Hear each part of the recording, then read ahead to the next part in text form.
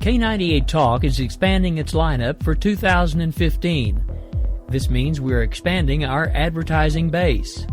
Whether you're a startup trying to push through to the next level or an established business trying to supplement your advertising budget, web-based advertising is a solid investment.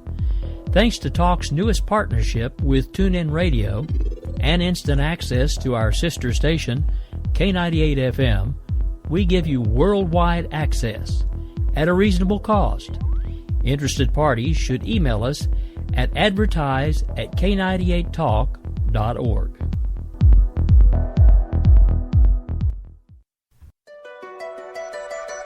The leader in talk radio on the Internet, right here on K98 Talk and the Spark Radio Network.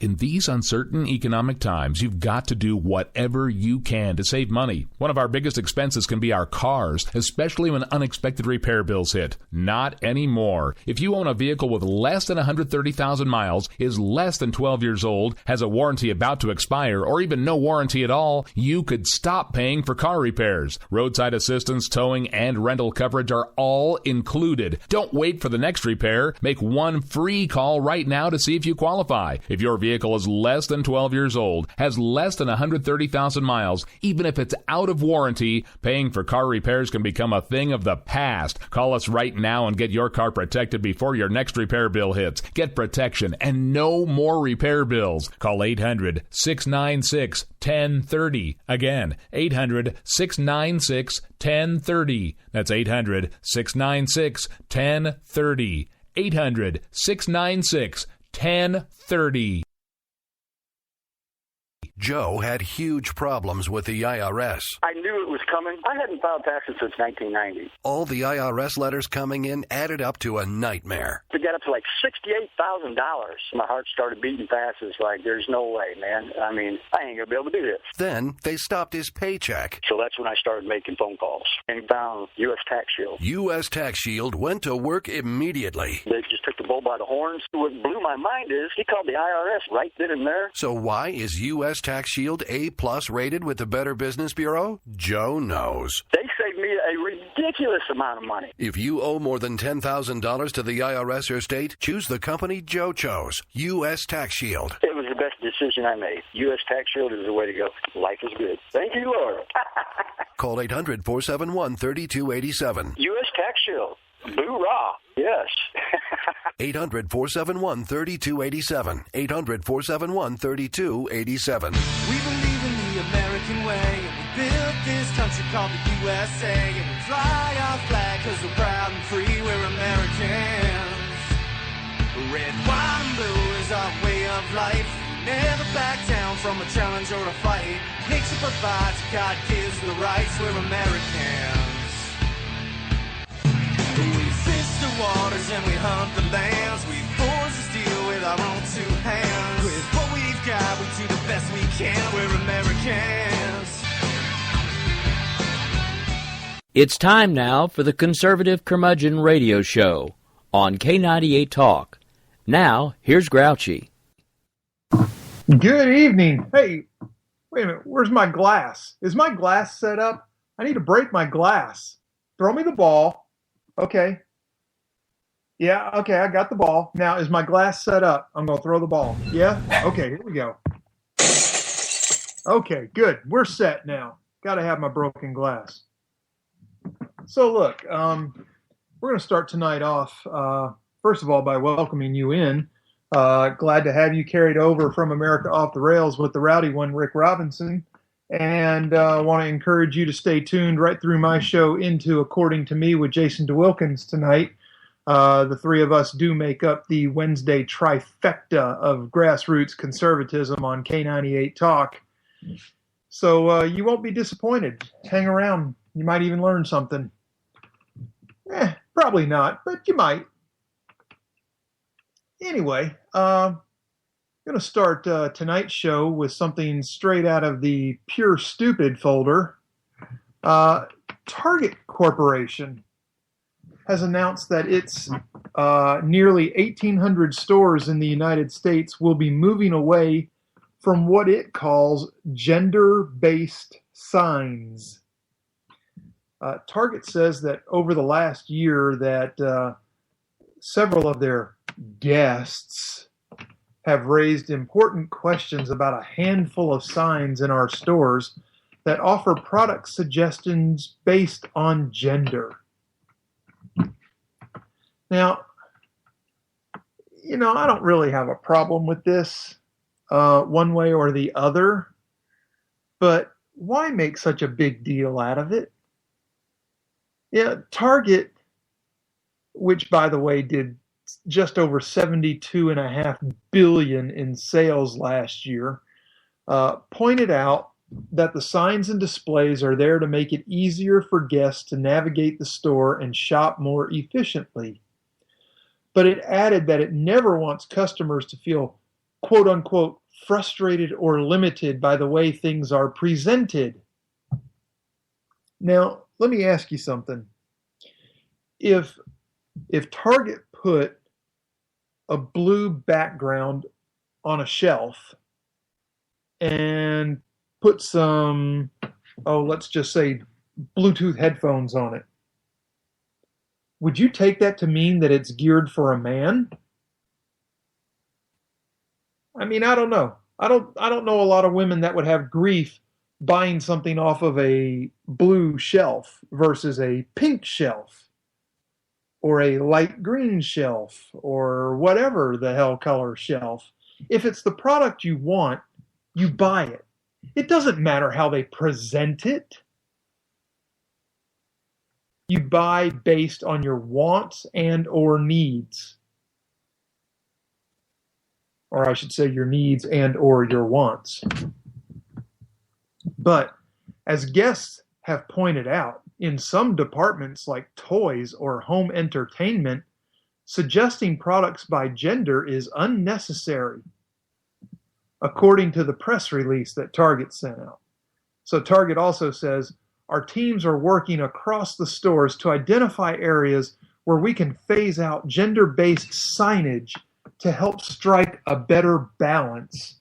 I wasn't aware there was an imbalance. In the kids' bedding areas, signs will no longer feature suggestions for boys or girls, just kids. Okay, so what? No big deal. Why do you have to make a production out of it? In the toy aisles, we'll also remove references to gender, including the use of pink, blue, yellow, or green paper on the back walls of our shelves. You'll see these changes start to happen over the next few months, the statement continued. Again, not a big deal. If I have a kid that wants a toy sword, I don't give a damn what color the shelf is. I'm going to buy the toy sword. I don't care if I have a boy or a girl that wants it. But Target stated that it will not be removing gender-based signs in apparel because it just makes sense to have them there. There are fit and sizing differences between the sexes. Well, don't let a feminist hear you say that, okay? They'll tell you right up that women can wear men's pants. And I'm sure that if you've been to a high school or college campus lately, you've seen lots of guys walking around in what they call skinny jeans that appear to be women's pants too. So, hey, to each their own. I'm not judging anybody. Just looks awfully funny when some dude's walking around in women's pants, that's all. So Target says, historically, guests have told us that sometimes, for example, when shopping for someone they don't know well, signs that sort by brand, age, or gender help them get ideas and find things faster. But Target says, we know that shopping preferences and needs change. So, this whole thing started when this self-described feminist mother from Ohio, which a feminist mother. Ugh, somebody made it a feminist. Nasty. But anyway, tweeted a photo in June featuring signage distinguishing between quote-unquote building sets and quote-unquote girls' building sets in her local Target toy section. And of course, the whole thing blew up on social media, and the feminists and the beta males, they all took to social media and castigated Target and chastised Target and just berated them in general on their policies of how they market. People, there are other examples of stupidity I could have put in here, but like people being outraged over the sorority recruiting video from the University of Alabama this week that hit national news. Let me tell you something, folks. There are far too many people in this country that get overly offended by crap that means nothing. And they just can't be happy unless they're torturing other people over insignificant male bovine excrement. So anyway, that's enough straight out of the stupid folder. We're going to press on here, and we're going to talk about something a little more on the serious side, and that is President Obama's Syria problem. You see, it's been more than 4 years now since Obama first called for Syrian President Bashar al-Assad to step down. Now, on Monday, the Obama administration stated again that the Assad regime has, quote-unquote, lost legitimacy, and it condemned the deaths of more than 100 civilians in an airstrike on a market. Nothing that this administration isn't responsible for either. You know, we've killed people, civilians, in airstrikes on marketplaces. So a little bit of the pot calling the kettle black here. But the White House said Sunday's attack on a market in the Damascus suburb of Douma, in which scores of women and children were among those killed and injured, was just another reminder of the inhumane acts perpetuated daily by the Assad regime against the Syrian people.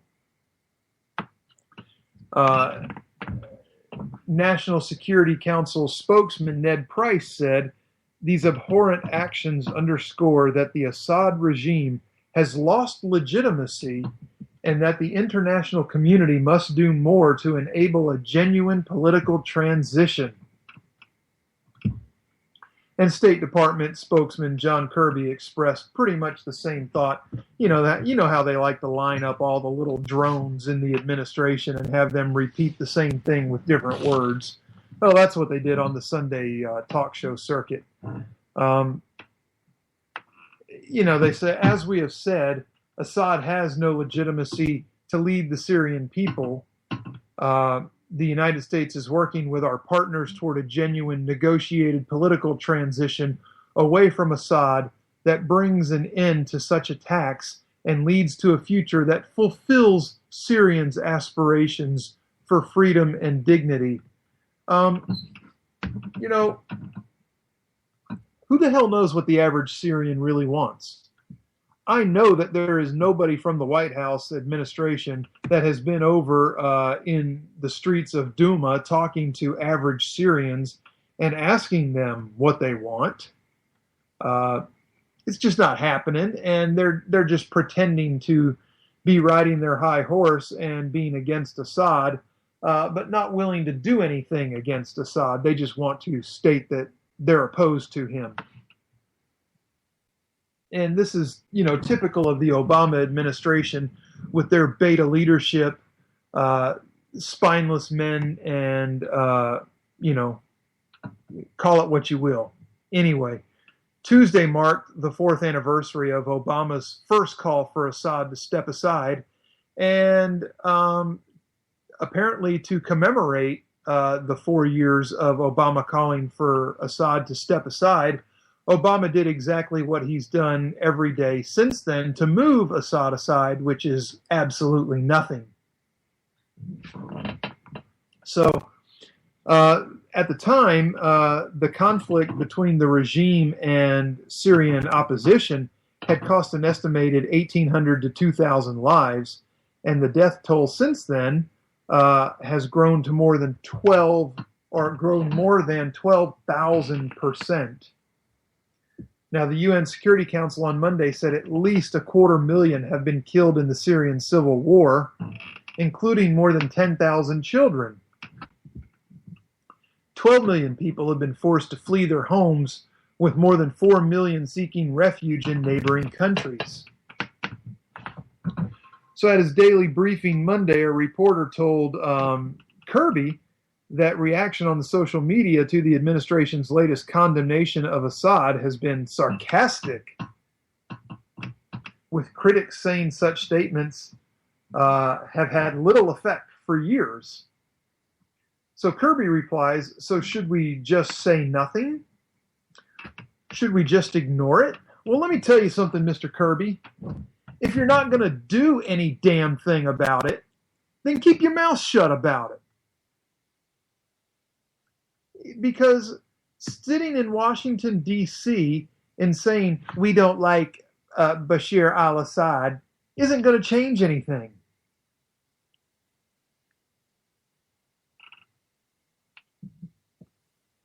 But Kirby said, nor are we going to just ignore it and turn away and not say anything and not speak out against the utter brutality of this man and his regime. So we're going to continue to say things and speak out. We're just not going to take any kind of substantive action. Kirby said the administration has an obligation to continue to highlight for people who aren't necessarily paying attention, perhaps as much as they should, to what Assad is doing to his own people. The administration was not just issuing statements, he said. That's why Secretary of State John Kerry is taking this so seriously about trying to help reach a political transition. Let me tell you, Kerry's an ass clown. And Kirby is the assistant ass clown. He hasn't even graduated to being a full ass clown yet. The administration still hopes the U.S. and Russia can cooperate in finding a solution to this crisis. Russia has been a constructive partner on the Iran deal. Let's not go there just yet, okay? Secretary Kerry has talked about that, and there are other areas where we think we can cooperate with Russia, including potentially Syria, said Kirby. But he was also critical of ongoing Russian support for the Assad regime, saying it has done nothing to help ease the tensions and stop the violence inside Syria. Yes, but they're so encouraged, right? Frickin' idiots. A 3-year-old attempt to end the conflict through diplomatic means, the establishment of a transitional governing body on the basis of mutual consent between regime and rebel representatives, has gotten nowhere.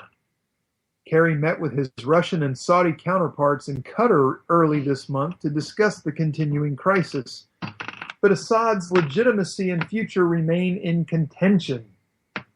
Russian Foreign Minister Sergei Lavrov on Monday reiterated the Kremlin's support for the legitimate Syrian president and criticized Western calls for his departure.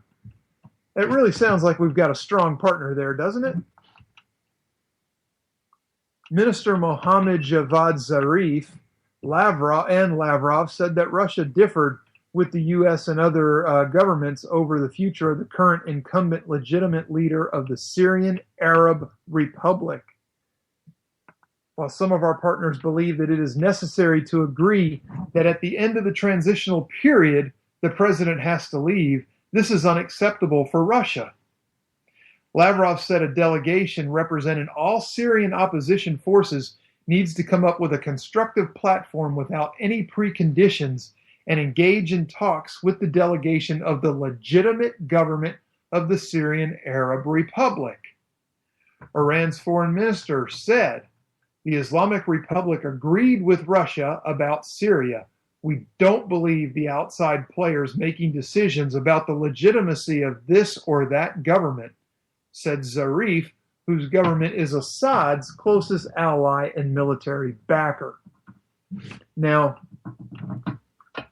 we're going to talk some more about Kerry and some of his misgivings, and just, again, almost could come right out of the stupid folder with John Kerry. But we're gonna take a we're not gonna take a break yet, but we're gonna take a brief pause from Kerry's lunacy to talk about another liberal's lunacy, and we'll come back to Kerry in a minute. I just really don't feel like touching on him a whole lot right now. Let him enjoy the feed bag on his face for a few more minutes. So Hillary, yeah, you know, the thunder-thighed pantsuit wearing blowhard liberal that's running for president, that supports infanticide committed by Planned Parenthood. Don't get me started again. Just want to blow right past that, but thought it was worth a mention. Hillary has unveiled her education strategy, or at least part of it anyway, to help, quote, create a classroom where students aren't limited based on gender stereotypes. Teachers should address classes using words like friends or students rather than boys and girls. The Human Rights Campaign advises in a new back-to-school guide. The first tip suggested by Hillary Rodham Clinton's Welcoming Schools Initiative is for teachers to avoid using gender to divide and address students. The guide claims that separating students for activities according to gender can leave some students feeling out of place, making them distracted or isolated for not being able to focus on learning. It's breaking my heart. Can't you tell? The guide recommends finding new, inventive ways of dividing students for activities. When lining up students for lunch, rather than saying girls line up first, try saying anyone wearing a green shirt can line up. Or if your name has an E, please line up. Well, see, here's the problem with the liberals. If all the children are already purple penguins, they'll all have the same letter in purple penguin. Idiots. The guide advises teachers to, quote, prepare for teachable moments, linking to suggested responses for questions that might come up in class, such as, how can a family have two moms or dads? Which one is the real one? And don't you need a woman and a man to have a baby? The suggested responses to those questions are, there are all kinds of families. Some have two moms or two dads, and children come into families in many different ways, and the families that love the children may have a mom and a dad, some a mom, some a dad, and some have two moms or two dads. The guide emphasizes allowing students and families to identify their gender or not identify their gender as they choose, advising that, quote, on paperwork, asking or avoid asking students to identify as male or female unless it is absolutely necessary. If it is necessary for students and their families to do so, consider adding a third write-in option for those who have non-binary gender identities, or allow the students to elaborate if neither male nor female fit. We're going to stop right here, okay, because this is about to turn my guts inside out. I don't give a damn how old or young a student or person is. If you have a penis and testicles, you're a male. If you have a vagina, you are a female. End of the damn story. Oh, but not to liberals. Have to make sure that the forums do not have specific spaces for mother and father. You know, if a form requires names of legal caregivers, the form can just say parent, guardian, or caregiver. Clinton's guide concludes with advice to teachers to, quote, be mindful of the ways you might be gender stereotyping students. For example, rather than only inviting girls to learn a dance during recess, invite all students, including the boys, to dance. Show pictures and videos that challenge gender stereotypes. Yeah, like a turkey baster, right? My God, what the hell have these people turned half of our country into already?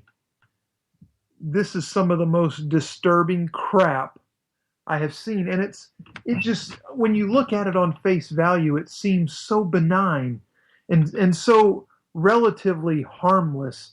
And, you know, I know a lot of teachers that already, when they are addressing their classes, use the word students. But you know what? There are times when it becomes necessary to identify a boy or a girl.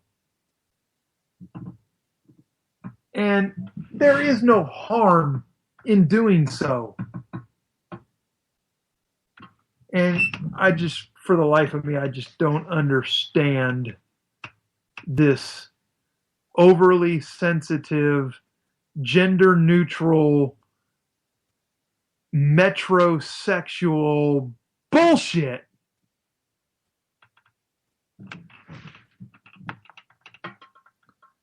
All right. Well, we're honing in on the bottom of the hour, and I don't want to break into this next story just yet because it's going to take us through the break and then back through the other side. So I think we're going to go ahead and take a commercial break here. And when we come back, we're going to link back up on the pure ass clownery of Secretary of State John Kerry. The gloves come off. It's time to level this mega chin, no brain having moron. So do stay tuned right here on K98Talk.com, and we'll be back in just a couple minutes after some commercials. Oh, but ain't that America? You and me, ain't that America? Something to see, baby, ain't that America? Home of the free, yeah.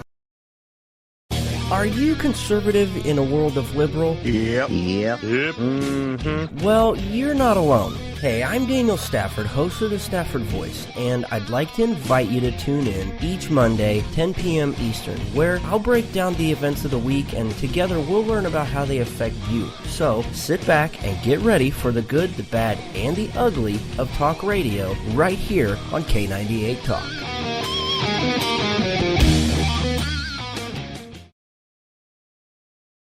We will never fully understand what we've asked of our military service members or their families, asking them to put themselves in harm's way, to endure it all. But we do understand that it's our turn, our duty, to keep them secure for the rest of their lives. Wounded Warrior Project long-term support programs help our most severely ill or injured veterans live independently, at no cost, for life, so that they might stand at ease.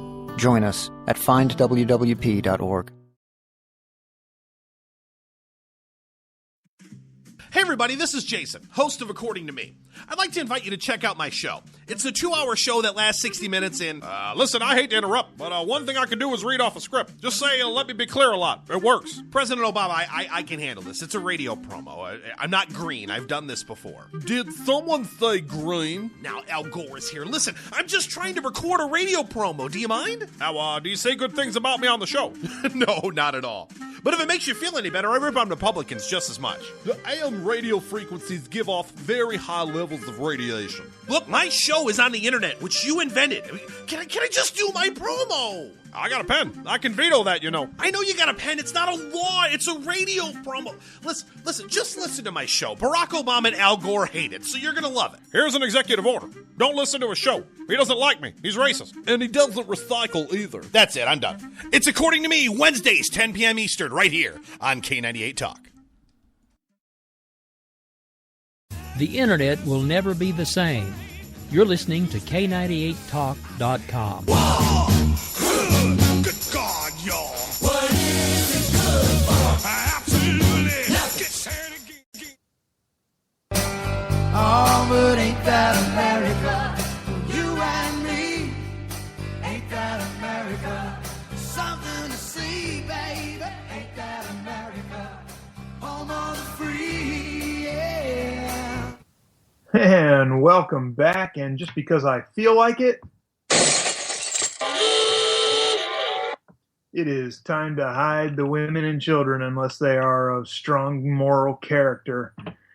We are about to drop the hammer on John Kerry. Wow, and breaking news just right across the iPad here.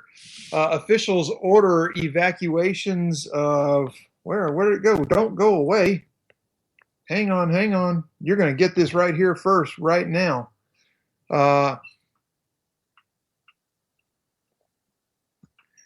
Seattle City Light is evacuating employees and visitors from Diablo as fire approaches facility. There you go. Okay. And 3 to 4 firefighters have been burned in the fire near Twisp, Washington.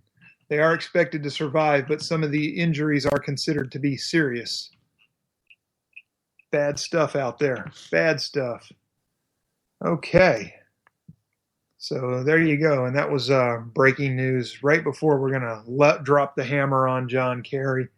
If you have something that's on your mind and you want to talk about it, it doesn't have to be what I'm talking about. I'm good if you want to go in a different direction. I'm good if you want to call in and unload on me. I can handle it. I can handle you too. The number is 408-681-8255. As always, my lines are open the entire show, and I am open for any topic. Doesn't have to be what I'm on. That's 408-681-8255. Now, back to the moron.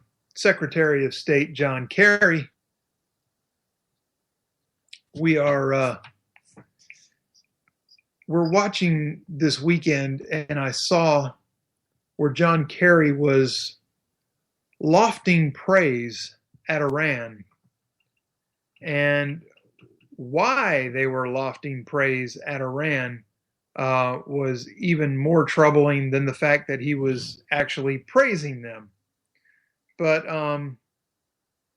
John Kerry is praising Iran for their outreach program. Now, I know it's kind of a generic kind of a term, but let me read to you a little bit about this, okay?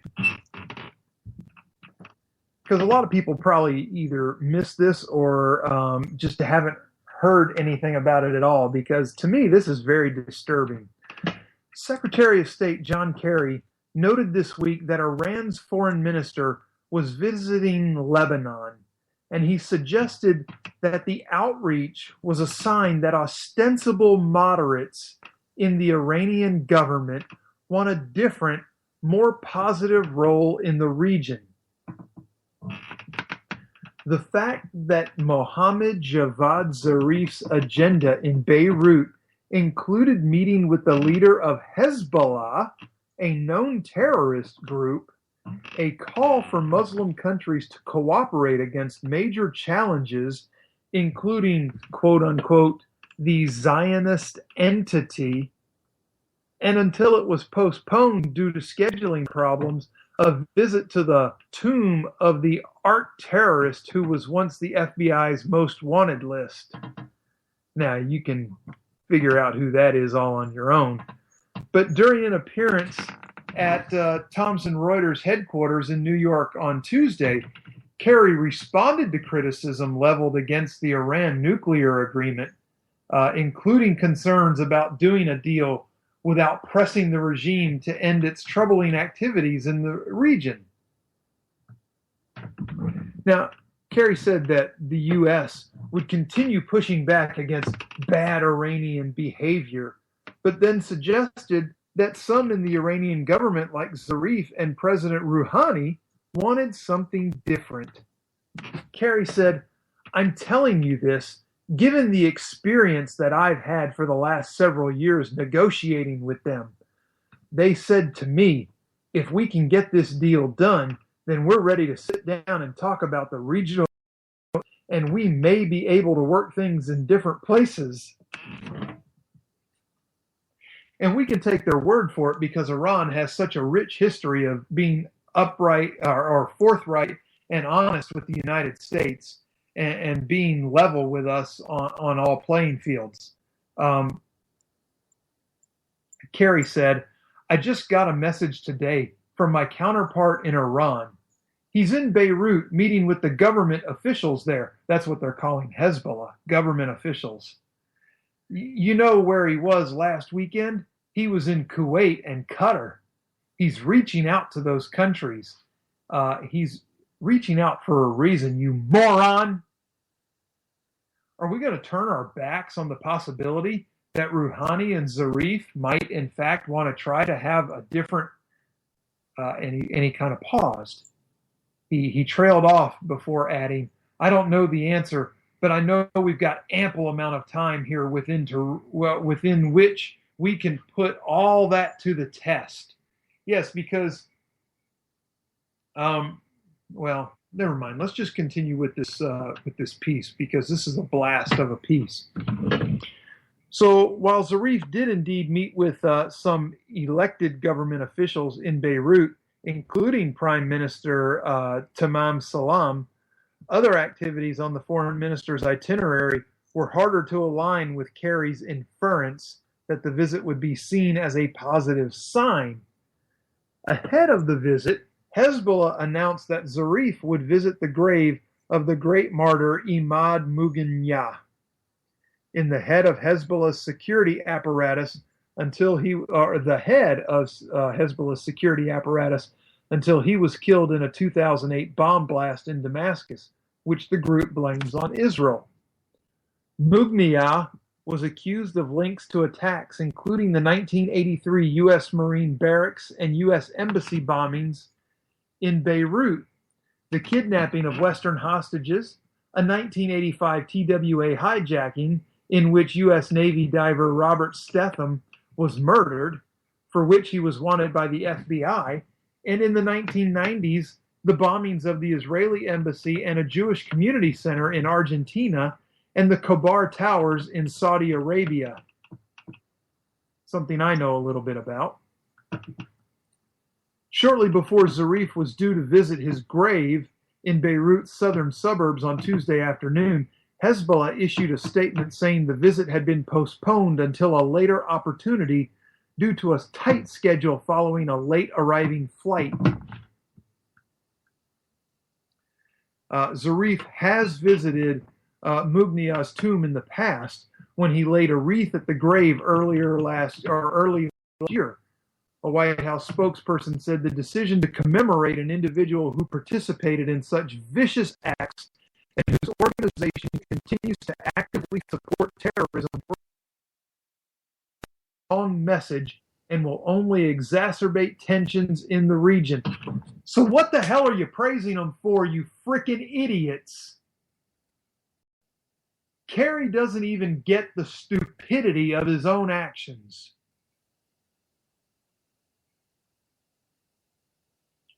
Now, during an NBC News interview last March, Zarif was asked about honoring Mughniyeh. His lengthy and convoluted response included the lines, quote, "I'm not running for a popularity contest in the United States," and the assertion that Hezbollah fighters are, quote, "considered heroes in an entire Middle East." Wow. Despite the postponed visit to the grave, Zarif did find time for an audience with Hezbollah leader Hassan Nasrallah, the Shiite group's media relations office, issued a photo of the meeting and a statement saying the two discussed the latest developments in Lebanon and the region, including the nuclear agreement reached last month. One frequent criticism of the Iran nuclear deal is that the billions of dollars it will free up may boost the regime's terror sponsorship. Duh, do you think? Hezbollah, a U.S. designated foreign terrorist organization, already receives about $200 million a year from Iran, in addition to weapons, logistics support, and equipment. So let's talk a little more about what they do with this $200 million, the weapons, the logistics support, and the equipment. Can you say a cooperative partner against the, quote, Zionist entity? On his arrival at Beirut's international airport, Zarif issued an appeal for Muslim countries in the region to respond positively to Iran's invitation to dialogue and cooperation for guaranteeing the interest of regional states and nations. He identified the Zionist entity, Sunni terrorism, extremism, and violence as major challenges facing the region. Hezbollah's Al-Manar television station reported it cited Zarif as saying that concluding the nuclear agreement with the U.S. and 5 other powers had created a historic opportunity for regional cooperation to fight extremism and face threats posed by the Zionist entity. So we're back to all these countries. Well, Iran is trying to align all these Arab nations into cooperating together to exterminate the Sunnis and Israelis. And John Kerry finds this to be a positive sign because they're reaching out and trying to form a cooperative agreement. Never mind what the agreement is, never mind what it would entail. It pisses me off so much to know that these jackwagon ass clowns are in charge of our government. Now, they went on to say that the Hezbollah mouthpiece also noted the Iranian Supreme Leader, Ayatollah Ali Khamenei, had recently made clear that despite the nuclear agreement, the Mujahideen, or holy warriors in Lebanon and Palestine, will always get their support. Asked at Wednesday's daily press briefing about Kerry's remarks on Zarif's Beirut visit, State Department spokesman and resident idiot Mark Toner said he did not want to parse Kerry's words without understanding the context. So apparently, Toner doesn't understand what his boss is saying, basically. But he went on to say that his assumption, generally, would be that Zarif was also engaged in reaching out to the region. Yeah, no shit, Sherlock. He's reaching out to form a coalition of Arab states to wipe out Sunnis and Israelis. So with regard to Zarif's comments in Beirut about the Zionist entity, Toner said, just because we've reached agreement on a specific deal dealing with Iran's nuclear ambitions, we have segmented that because it's important that we not have a nuclear-capable Iran, but that doesn't take away from all our problems with Iran's involvement in the region, and that includes, obviously, anti-Semitism and issues with Israel. From Beirut, Zarif traveled to Damascus on Wednesday for talks with Syrian President Bashar al-Assad, and then on to Islamabad, Pakistan, early Thursday.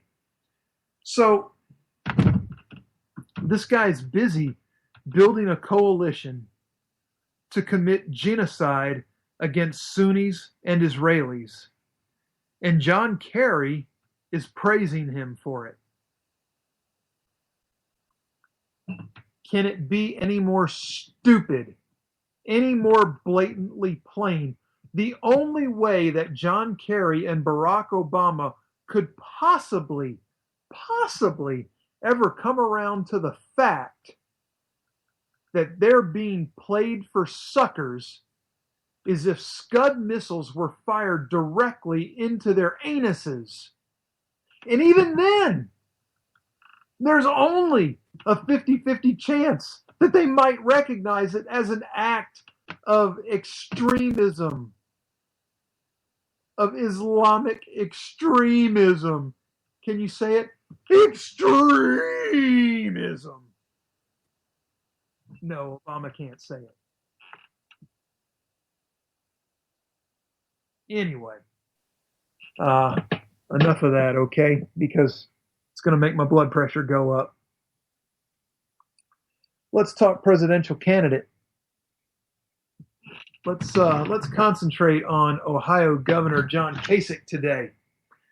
On Monday, Kasich landed the endorsement of fellow Governor Robert Bentley of Alabama. As the presidential hopeful seeks to build support for his White House bid and courts voters in the South.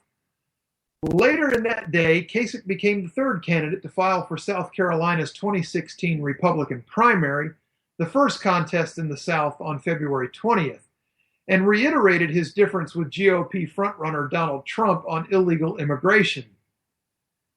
During a visit to South Carolina Republican Party headquarters in Columbia, Kasich said he, like Trump, wants to finish construction of a wall between the United States and Mexico.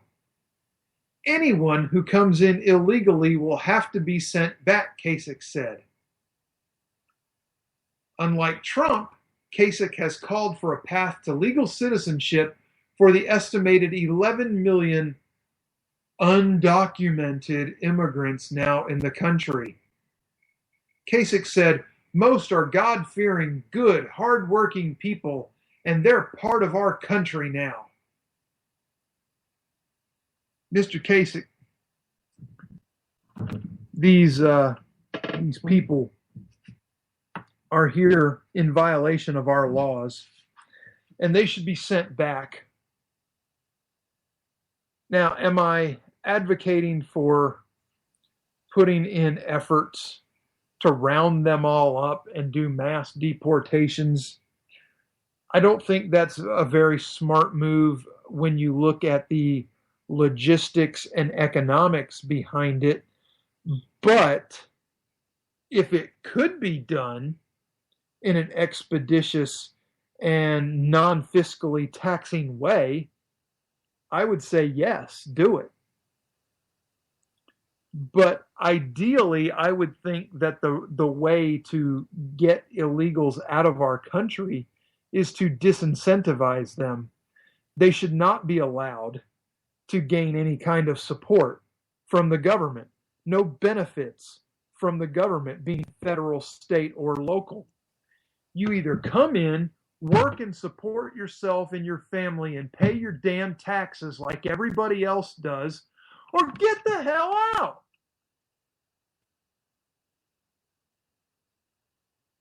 Now, to me, Kasich shoots himself in the foot with Robert Bentley's endorsement. And let me tell you why.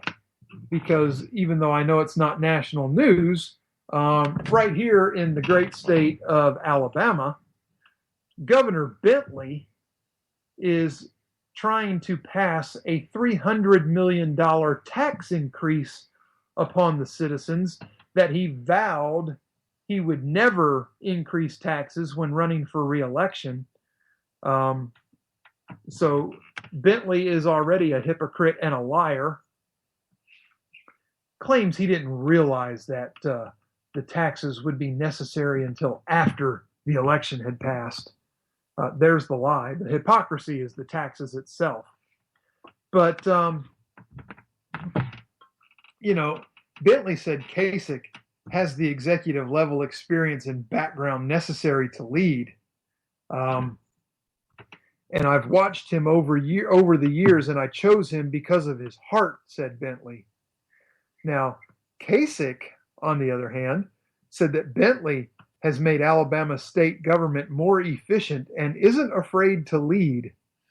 If by leading you mean passing a $300 million tax increase to cover the general fund budget shortfall, our lawmakers just finished one special session and were unable to come up with a plan that they would agree on that the governor would sign, which is another problem because the governor won't sign anything that isn't his plan. He refuses to do so.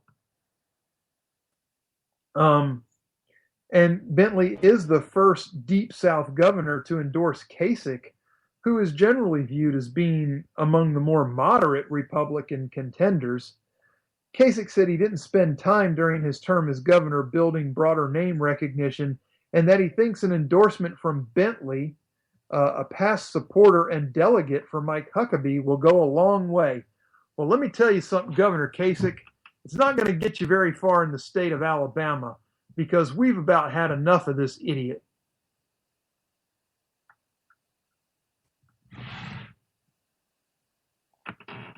So Kasich said it sends a signal in the South before pledging to return to Alabama. It makes a big difference. Think of us as the engine that could. The two traded autographed footballs after speaking. Kasich entered the race less than a month ago, but he's building momentum off a strong showing at the first GOP presidential debate, and I will give credit for that. He did have a strong showing at the debate, especially for somebody that was so fresh into the foray. He's been trying to up his profile, and in early voting in South Carolina has done so. And he's planning on more stops, and he's already made more than half a dozen already. So, good luck to Kasich. I don't think you're the candidate, but, whatever. If you want to shoot yourself in the foot with Governor Robert Bentley by your side, more power to you, dumbass. Now, on to somebody who is definitely a strong candidate. Let's talk Carly Fiorina. I like me some Carly Fiorina. And she took an opportunity Monday to address the quote-unquote minimum wage. Fiorina said that raising the minimum wage would mean less opportunity for those workers most in need. Couldn't agree more. At the Des Moines, Iowa Register-sponsored Soapbox at the Iowa State Fair, Fiorina said that she thought the decision should be left to individual states, not the federal government. Why does she think that? Because it makes no sense to say that the minimum wage in New York City is the same as the minimum wage in Mason City, Iowa. Makes sense. She said we have to remember that a lot of minimum wage jobs are where people start, and in those jobs they learn skills to move forward. They're not designed to be career positions. So we need to be honest about the consequences of raising minimum wage too high. One of the consequences is that young people who are trapped in poor neighborhoods will have less opportunities to learn skills and move forward. Real job growth is created by letting smaller businesses thrive. And forcing smaller businesses to pay higher wages would drive them out of the market. We're crushing them under the weight, the complexity, the cost, the power of the federal government that frankly advantages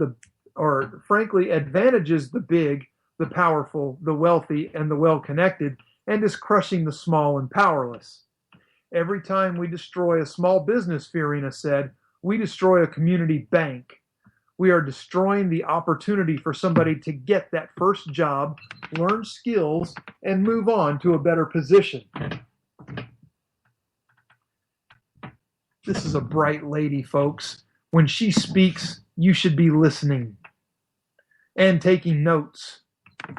The National Journal reports the issue has been argued for years by economists, including a 2014 report from the CBO. That's the Congressional Budget Office, for those of you scoring at home, that projected raising the minimum wage from $7.25 to $10.10 an hour would lead to a reduction in 500,000 jobs nationally while raising weekly earnings for some 16.5 million workers. Raising the federal minimum wage to $15 an hour is an idea supported by Democratic presidential candidates Bernie Sanders and Governor Martin O'Malley.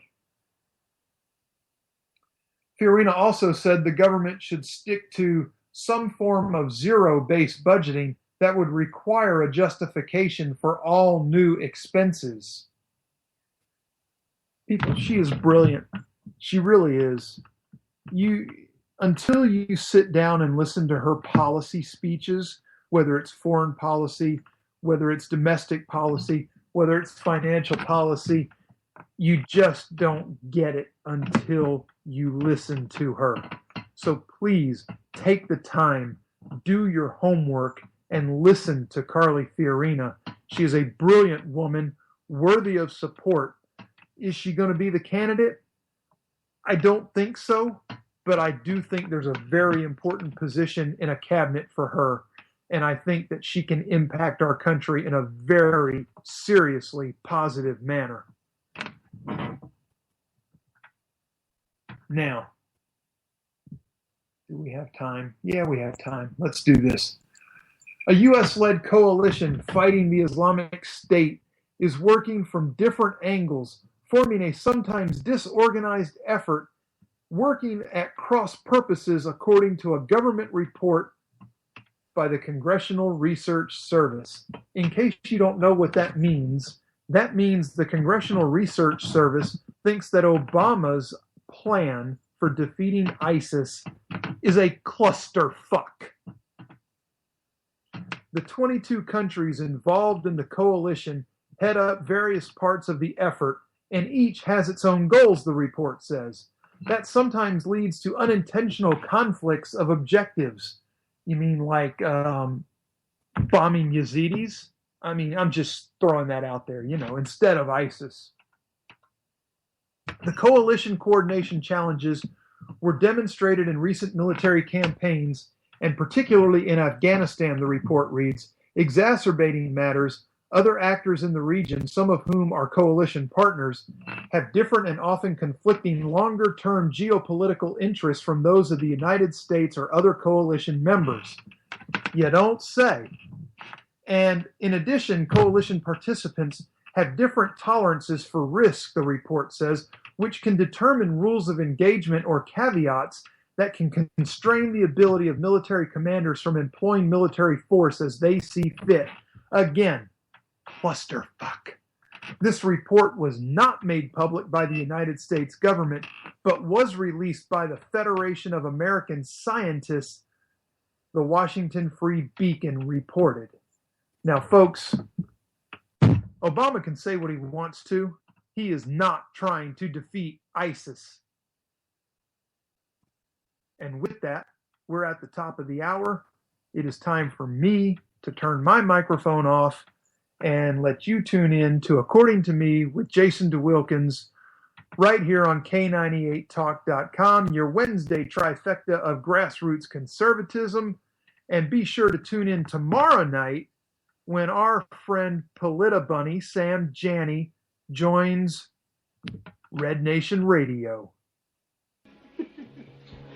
Because I've often asked myself, by foe, my enemy is an animal. And in order to conquer him, I have to think like an animal, and whenever possible, to look like one. I gotta get inside. Sure, I got that going for me anyway. Have a great night, folks. I will see you next Wednesday.